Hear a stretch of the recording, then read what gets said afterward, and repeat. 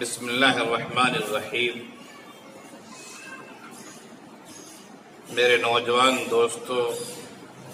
اور دینی بھائیوں، قرآن کریم نے انسانوں سے بہت ساری چیزوں کا مطالبہ کیا ہے۔ ان میں سے ایک اہم مطالبہ یہ ہے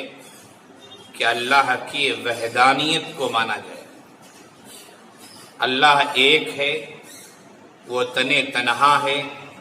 ساری کائنات کا نظام وہی سنبھالے ہوا ہے،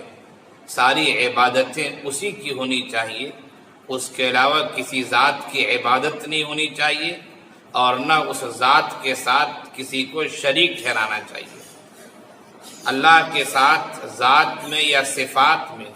اگر ہم کسی کو شریک ٹھہراتے تو وہ شرک ہو جاتا ہے،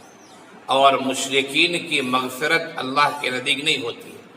مشرکین حضرات کبھی بھی جنت میں نہیں جائیں گے۔ جنت میں جانے کے لیے اللہ تعالیٰ نے جو جنت بنائی ہے، اس میں جانے کے لیے جہاں بہت سارے شرائط ہیں،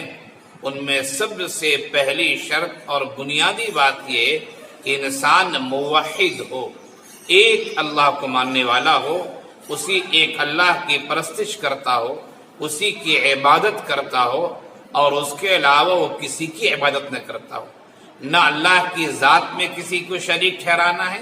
اور نہ اللہ کی صفات میں کسی کو شریک ٹھہرانا ہے۔ اگر ہم یہ سمجھتے ہیں کہ جس طرح اللہ کائنات کو چلا رہا ہے، اللہ کے ساتھ کوئی اور بھی ہے جو اس کے ساتھ کائنات کو چلانے میں شریک ہے، تو یہ شرک ہے، شرک ہے، شرک ہے، اللہ کی ذات میں شرک ہے۔ اگر ہم یہ سمجھتے ہیں کہ جس طرح اللہ سنتا ہے، اسی طرح فلاں بزرگ، فلاں ولی یا اللہ کی فلاں مخلوق اسی طرح سنتی ہے، یہ بھی شرک ہے، ہم مسلمان نہیں ہو سکتے ہیں۔ تو قرآن کا ایک اہم پیغام ہے کہ اللہ کی وحدانیت، اعمال میں کچھ کمی اور کوتاہی ہو تو اللہ تعالیٰ انشاءاللہ اس اعمال کی کمی کوتاہی کو معاف فرما سکتا ہے اور فرماتا ہے۔ لیکن انسان کے اندر اگر توحید نہیں ہے، انسان اگر ایک اللہ کا اقرار نہیں کرتا ہے، ایک اللہ کو نہیں جانتا ہے، وہ اللہ کے ساتھ کسی اور کو شریک ٹھہراتا ہے، تو انسان مشرک ہوگا، کافر ہوگا، وہ اللہ کی بنائی ہوئی جنت میں نہیں جا سکتا ہے۔ اللہ تعالیٰ نے خود قرآن کریم میں سورہ اخلاص میں اپنا تعارف کرایا ہے، اور انتہائی عمدہ اور خوبصورت انداز میں تعارف کرایا ہے۔ فرمایا قل هو اللہ احد اللہ الصمد لم یلد ولم یولد ولم یکن له کفوا احد۔ اے نبی، آپ کہہ دیجئے، لوگوں کے سامنے اعلان کر دیجئے، لوگوں کو بتا دیجئے کہ وہ اللہ تنہا ہے، وہ اللہ اکیلا ہے، وہ بے نیاز ہے، اس کا کوئی ساجی نہیں ہے، کوئی شریک نہیں ہے، وہ ہر عمل خود کرتا ہے، وہ فرشتوں کو حکم دیتا ہے، کسی عمل میں، کسی چیز میں کسی سے مشورے اور کسی کا وہ محتاج نہیں ہے،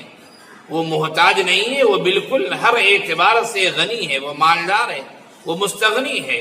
اس کے برابر کوئی بھی نہیں ہے، نہ علم میں، نہ جسم میں، نہ جسامت میں، نہ کسی اور عضو میں، نہ کسی طرح میں۔ اسی لیے اللہ کے بارے میں یہ بات کہی گئی ہے، قرآن کریم نے فرمایا لیس کمثلہ شیء،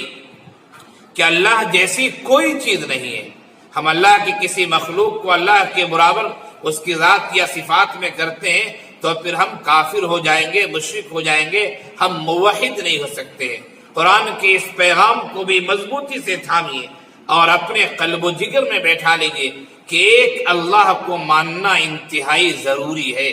اگر ہم اللہ کے ساتھ کسی اور کو شریک ٹھہراتے ہیں تو پھر ہم مسلمان نہیں ہو سکتے ہیں، ہم اللہ کی بنائی ہوئی جنت میں نہیں جا سکتے ہیں۔ قرآن کا یہ پیغام کہ اللہ ایک ہے، وہ ساری کائنات کا اکیلے مالک ہے،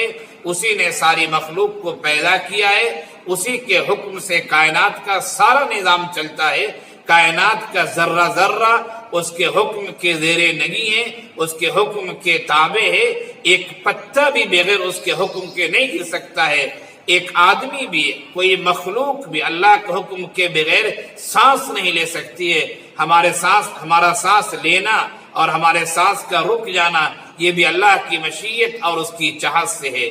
آج کا یہ پیغام مضبوطی سے تھامیے کہ اللہ کو ہم ایک جانیں، ایک اللہ کی عبادت کریں، ذات اور صفات میں کسی کو شریک نہ ٹھہرائیں۔